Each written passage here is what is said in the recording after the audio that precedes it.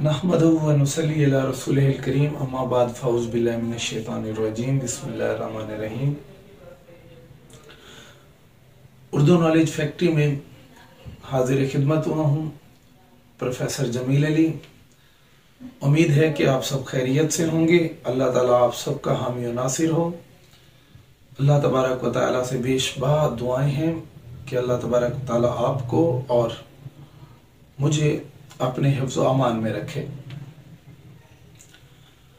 जैसा कि आप सबको मालूम है कि उर्दू नॉलेज फैक्ट्री में बिलखसूस उर्दू से मुतल्लिक़ तमाम क्लासेस जमात नाहम दाहम 11वीं 12वीं जमात के तलबा के लिए बिलखसूस वो इम्तिहानी नुक्ता नज़र के मुताबिक सवालात के जवाबात दिए जाते हैं जिनमें बच्चे अच्छे सी मेहनत करने के बाद बेहतरीन और खूबसूरत अंदाज में अपना सवाल हल कर सकें।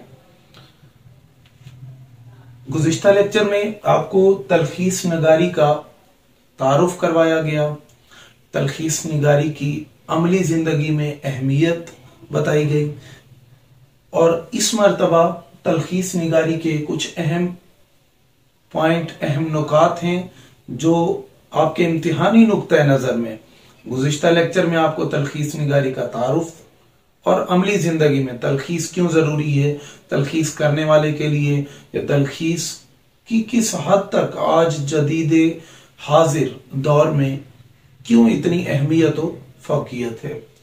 आइए तलखीस निगारी के कुछ अहम पॉइंट हैं तलबा के लिए जिन्हें पढ़ने के बाद, तलबा समझने के बाद इम्तिहान में जमात 11वीं के तालिब इल्म 10 नंबर अच्छे तरीके से वसूल कर सकते हैं। तलखीस निगारी में इक़दामात बराए अमली मश्क। अब ये अमली मश्क का मतलब क्या है कि तलखीस वो है बेटा जिसे आप बार बार करते रहें। तलखीस वैसे लफ्ज आपको मैंने तारुफ गुज़िश्ता लेक्चर में भी पढ़ाया था, मजीद अब भी इसका मानी और मफहूम आपको बता देता हूं कि तलखीस का मतलब मुख्तसर बयान करना है, जिसे आप मुकम्मल तौर पर मतलब बिल्कुल मुख्तसर करके बयान करें, गैर जरूरी इबारत को निकाल कर जरूरी इबारत को अहम नुकात, अहम नुक्ता पेश करें, वो तलखीस है। इसमें इबारत को पूरी तवज्जो के साथ 2-3 मरतबा पढ़ लेना चाहिए। ये तो वैसे भी इल्म अदब से ताल्लुक रखने वाले लोग हमेशा कोई भी इबारत उनके सामने आए उसका मानी और मफहूम समझने के लिए बहुत ही गौर व फिक्र के साथ उस इबारत को पढ़ते हैं और पढ़ना चाहिए, जिससे आपको उस इबारत का मानी मफहूम अच्छे तरीके से समझ आ जाएगा। इसके बाद पॉइंट नंबर 2 है अहम नुकात को इलावा एक कागज पर तरतीबवार लिख लें। अब इस पॉइंट में इंतहाई जरूरी बात है कि जब भी आप कभी किसी भी इबारत को, स्पेशली अगर इम्तिहान में बैठे हैं, सवाल या पेपर के पीछे इजाजत नहीं होती लिखने की, जवाबी कापी की एक तरफा आप अहम नुकात नोट कर लें कि उस इबारत में कौन कौन सी अहम बात बयान की गई है। तीसरे नंबर पर मरकजी ख्याल समझने की कोशिश करें। 2-3 अल्फाज मुंतखिब करें, जो अल्फाज मुंतखिब करेंगे वही आप जोड़कर अनवान तैयार करेंगे।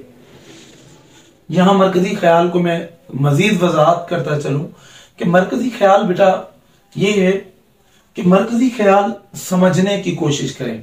मरकजी ख्याल हमेशा वो होता है जो शायर का वियन मकसद बयान करता है, ना कि मरकजी ख्याल वो होता है जो कि हम उस इबारत को, उस किसी भी मतन को, तहरीर को पढ़ने के बाद खुद से उसके मुतालिक जो सोच रखते हैं वो मरकजी ख्याल नहीं होता।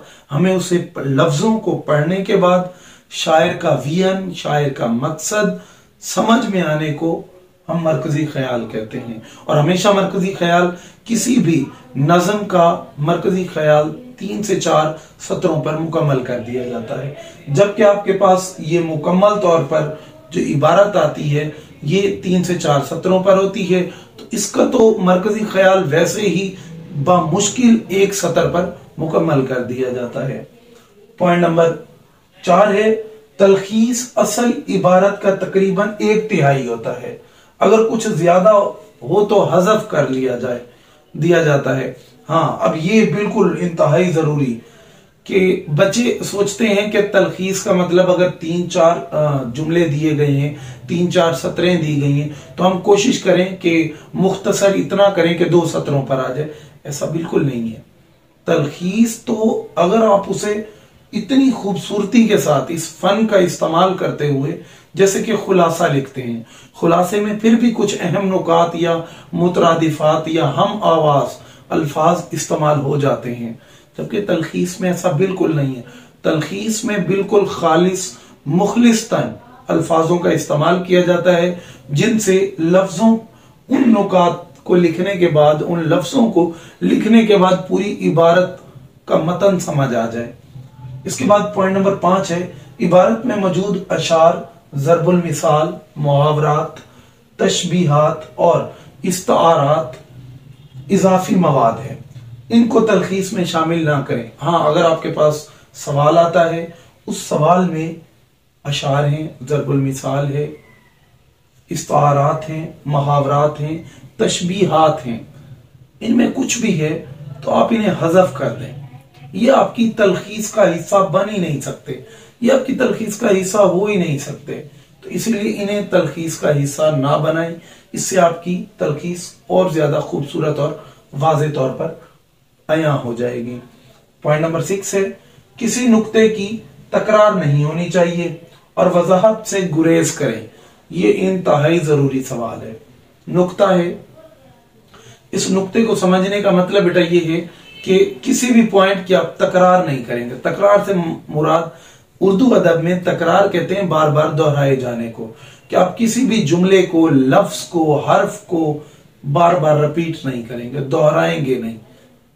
अगर आप बार बार उस जुमले को, लफ्ज को दोहराएंगे, उससे क्या होगा, आपकी तलखीस नहीं खुलासे की सूरत इख्तियार कर लेगी, और जब वो खुलासे की सूरत इख्तियार करेगी, यकीनन चेक करने वाला कभी भी आपको मुकम्मल नंबर नहीं देगा।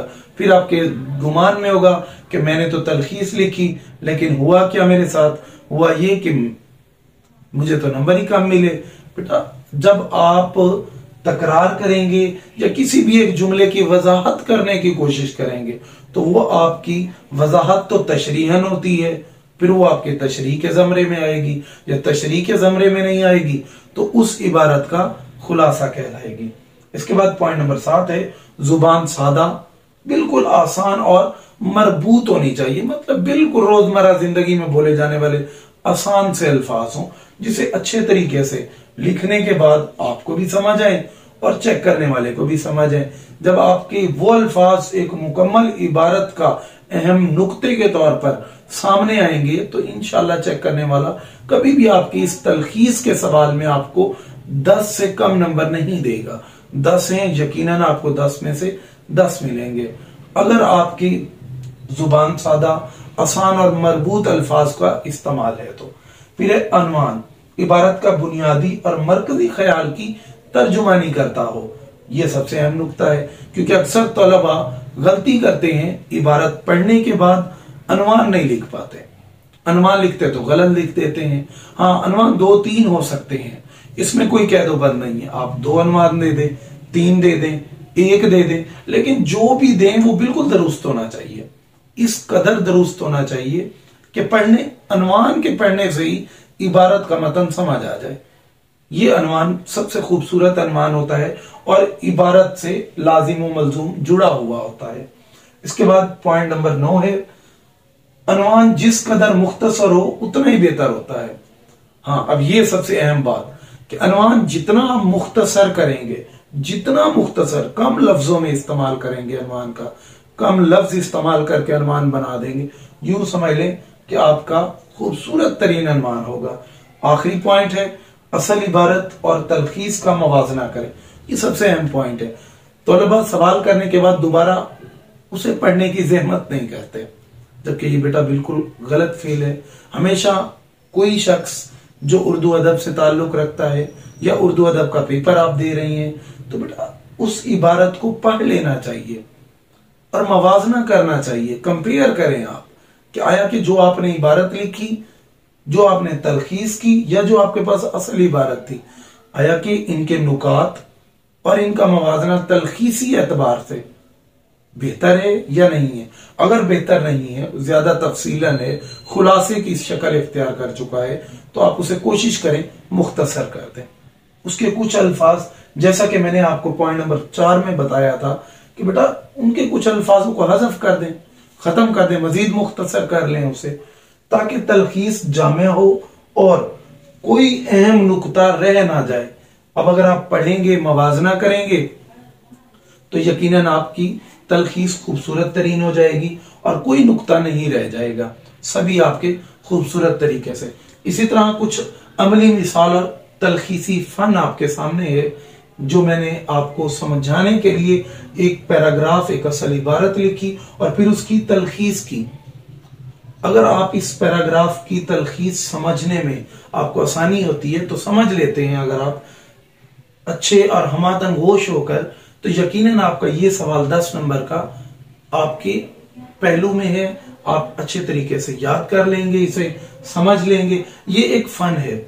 बहुत से तलबा के ज़हन में है, गुमान में होता है कि भाई उर्दू तो रटा लगाई जाती है। ऐसा बिल्कुल नहीं।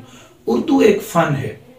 जिस बच्चे को, जिस तालिब इल्म को इस फन पर महारत हो जाती है, दस्तरस हो जाती है, वो तालिब इल्म उन सवालों को बड़ी खूबसूरती से और खूबसूरत अंदाज में लिखने का शाहकार बन जाता है। इसी तरह ये अमली मिसाल है तलखीस निगारी की। तलखीस निगारी में कामयाबी के लिए इसकी मुसलसल मश्क अशद जरूरी है। चलें, ये अब मैं आपको फन की बात बताता चलो। अगर उर्दू रटा लगाने से होती, उर्दू जुबानी याद करने से होती, तो उर्दू में कभी भी ये ना होता कि उर्दू की मश्क जो है मुसलसल करते रहना चाहिए। अब आप इस सवाल की मश्क मुसलसल करेंगे तो 1, 2, 3, 4 मरतबा करेंगे।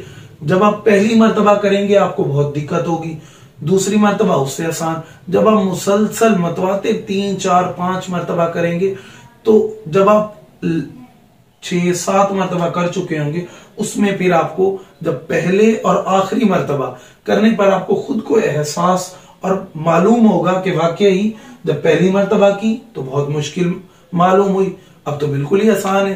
भाई तलखीस का सवाल तो 10 नंबर यूं ही आपको दे देगा पल भर में। चलें, अब असल इबारत को पढ़ते हैं।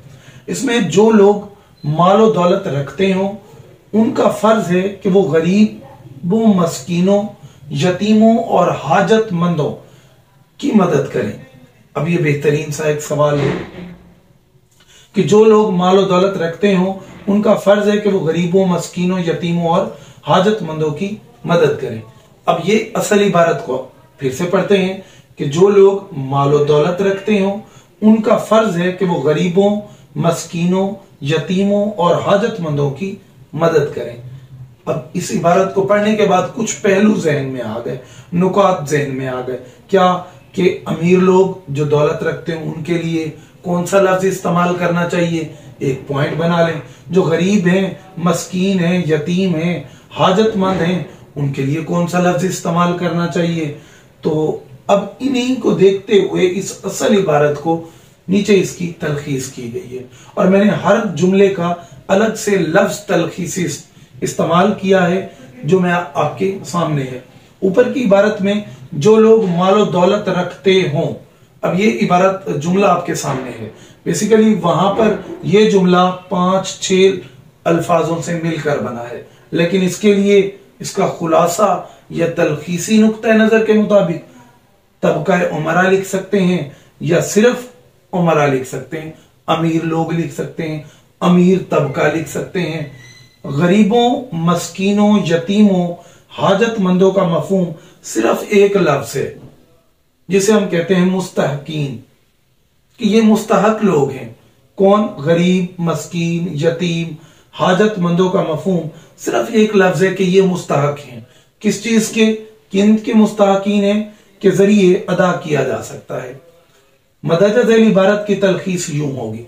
अब आपको इन दो जुमलों की जो असल इबारत थी, इन्हें 2-3 लफ्जों में बड़ी खूबसूरती के साथ खुलासा और तलखीसी अंदाज में परो दिया है मैंने। अब देखें, मदरजा वाला इबारत की तलखीस यूं होगी, मुस्तहकीन की मदद, यहां पर सख्ती की अलामत है, उमरा का फर्ज है। अब ये दोनों इबारतों की तलखीस है। मुस्तहकीन की मदद, यहां पर बात खत्म होती है, रुक जाती है, उमरा का फर्ज है। इसके बाद तलखीस को बेहतर बनाने के लिए, अब क्योंकि तलखीस में कोई भी रमूज औकाफ इस्तेमाल नहीं किया जाता, तो तलखीस को बेहतर बनाने के लिए एक दो अल्फाज और कम करके यूं भी लिखा जा सकता है कि मुस्तहकीन की मदद उमरा का फर्ज है। अब ये आपका सवाल जो है बेहद खूबसूरत तरीन अंदाज में असल इबारत की आपने तलखीस कर दी कि भाई मुस्तहकीन की मदद उमरा का फर्ज है, उमरा जो है वो गरीब लोगों की मदद करें। जब ये इबारत आपके सामने होगी तो इससे ये आपको मालूम होगा कि इस इबारत का मुस्तहकीन की मदद, अब मुस्तहकीन कौन कौन से हैं? गरीब हैं, यतीम हैं, हाजतमंद हैं, नादिर हैं, नातवा लोग हैं, और उमरा का फर्ज है। ये आपकी बेटा ये सवाल था जिसमें आपने खूबसूरत अंदाज में तलखीस की। अब तलखीस का तरीका समझ लिया है आपने। इंशाल्लाह उम्मीद करता हूं कि तलखीस नगारी का ये सवाल बड़ी खूबसूरती से आपने समझा, सीखा, पढ़ा होगा, और अल्लाह ताला से उम्मीद है कि ये सवाल पढ़ने के बाद, समझने के बाद आप अपने इम्तिहान में बड़ी खूबसूरती से जवाब देंगे। अल्लाह ताला आपका और मेरा हामी नासिर हो। वस्सलाम।